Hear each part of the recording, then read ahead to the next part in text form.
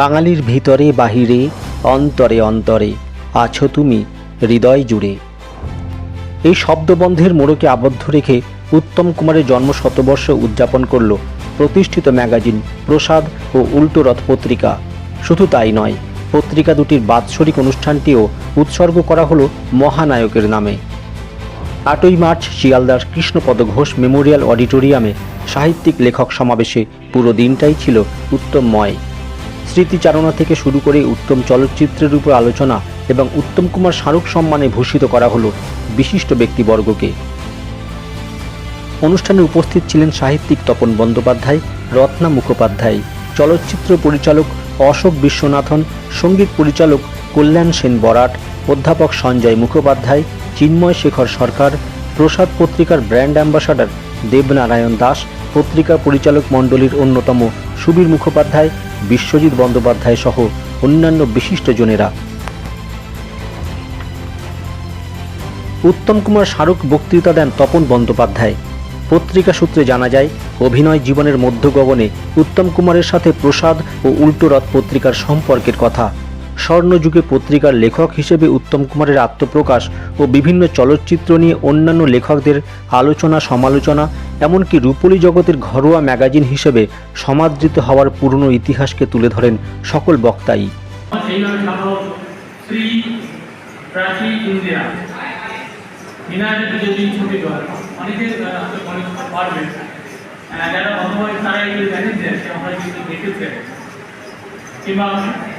অনেক সময় শ্রী প্রাচী অর্থাৎ একসঙ্গে কলকাতার তিনটে হলে, একটা দক্ষিণ কলকাতা, একটা উত্তর কলকাতা, একটা মধ্য একটা রিলিজ হতো 3 মাস 6 মাস 9 মাস পর্যন্ত একটা ছবি। এখন যেটা ভাবা যায় একটা ছবি 7 দিন ধরে চলে মাত্র 54 বছর বয়সে চলে গিয়েছে। এমন একটা সময় কাজ করতেন যখন টিভির উৎপাদ শুরু হয়নি, এত খবরের কাগজ ছিল না, এত লোক পেছন পেছন যেত না, আর তখন লোকে হলে গিয়ে সিনেমা দেখত, বাড়িতে মোবাইলে সিনেমা দেখত। এবং তার জন্য উত্তম কুমারের ছবি দেখার জন্য ধরুন বিজলি, মরুতীর্থ হিংলা, 3টে শো, 930টা করে সিট, প্রতিদিন ফিল আপ হচ্ছে, 27টা সপ্তাহ চলছে। উত্তম কুমার চালাতে জানতেন।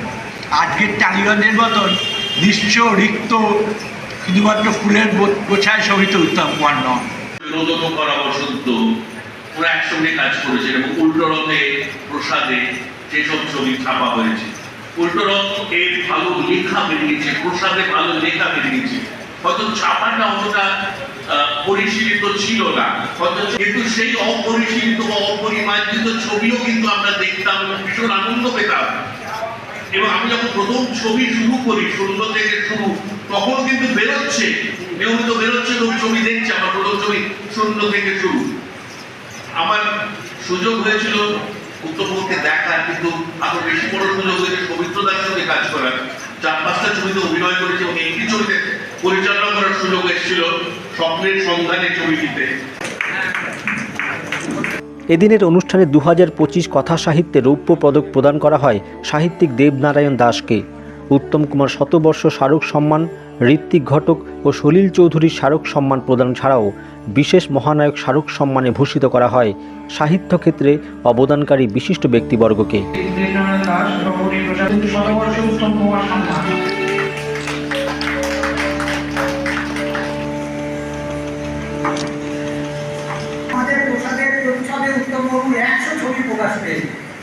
আমার কাছে প্রথম থেকে প্রসাদের সব বই আছে, আমি ঘুরে দেখি মাঝে মাঝে। আর ভাবি তো এই গল্পটা আমাকে এই শিরোনাম সেন, যেটা যিনি উত্তম কুমারের প্রথম মানে বিজ্ঞাপন থেকে প্রসাদের উনি আছেন, উনি বলেছিলেন।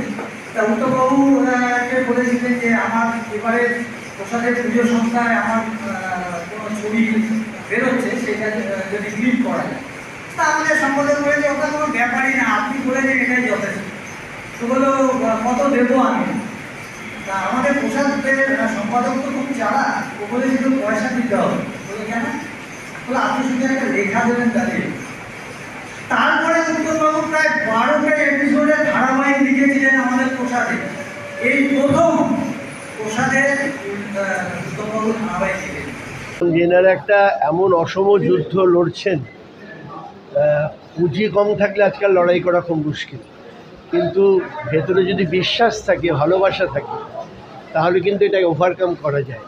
সেইটার প্রমাণ এনারা রাখছেন যে এটা কিন্তু সেইভাবে চালিয়ে যাচ্ছে না। আমার মনে হয় যে ডিজিটাল যে মাধ্যম, সেটার প্রতি যে কৌতূহল এবং উৎসাহ দেখি সেটা সাময়িক, কিন্তু যারা লিপিবদ্ধ করে ছাপা অক্ষরে তারা কিন্তু চিরন্তন, চিরটা কাল তারা থেকে যায়। কারণ সেই বইগুলো, সেই লেখাগুলো, সেই কাগজপত্রগুলো বারংবার পড়তে পড়তে মনের মধ্যে স্বর্ণাক্ষরে লিপিবদ্ধ হয়ে থাকে। তাই আমি মনে করছি এই যে উৎসাহ, এটাই আসল চিত্র। সাহিত্যই দীর্ঘজীবী হবে। প্রসাদ পত্রিকায় উত্তম কুমার নিজে লিখেছেন, আর প্রসাদ পত্রিকা যেন মনে হয় উত্তম ছাড়া কিছুই নেই। আমরা খুব ছোটোবেলা থেকে, আজ আমি প্রসাদের সভাপতি, উল্টোরথের সম্পাদক, কিন্তু ছোটোবেলায় এই প্রসাদ আর উল্টোরথে আমি পড়তাম। আজ প্রসাদ পত্রিকা, উল্টোরথ পত্রিকা, ছোটদের প্রসাদ, অজস্র আমাদের পত্রিকা আছে আমাদের গ্রুপে। সমস্ত পত্রিকা আজ আকাশ ছোঁয়া অবস্থায়। অনুষ্ঠানের এই যে চূড়ান্ত পর্ব, এই যে শতবার্ষিকী, তা শুধু আমাদেরকে ধন্য করেছে নয়, এই অনুষ্ঠানে প্রতিটি মানুষকে ধন্য করেছে। আমাদের পত্রিকা ধন্য হয়েছে, আমরা ধন্য হয়েছি, এবং পুরো অনুষ্ঠানটি ধন্য হয়েছে।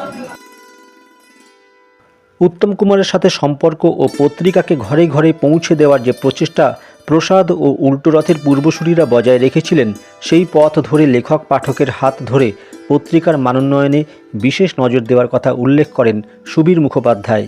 পরবর্তী প্রজন্মের প্রয়োজন আছে সর্বক্ষেত্রে, সাহিত্যের ক্ষেত্রে তো আছে। যদিও বলেন সাহিত্য আজকে অনেকেই পড়ে না, পড়ার অভ্যাসটা নেই।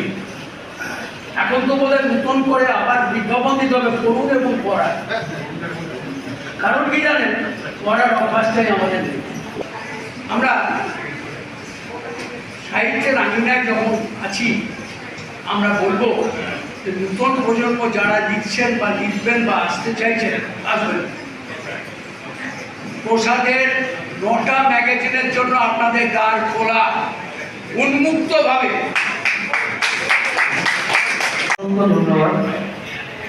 এদিনের সমগ্র অনুষ্ঠানের পরিচালনা করেন তীর্থ মিত্র।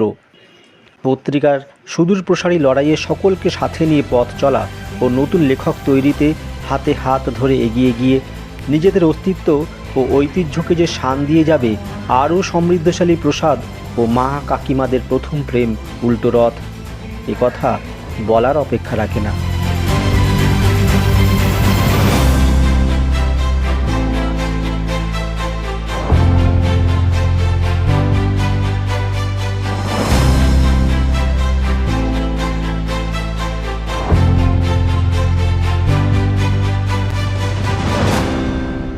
PM Star 24-এ পিন্টু মাইতির রিপোর্ট, কলকাতা।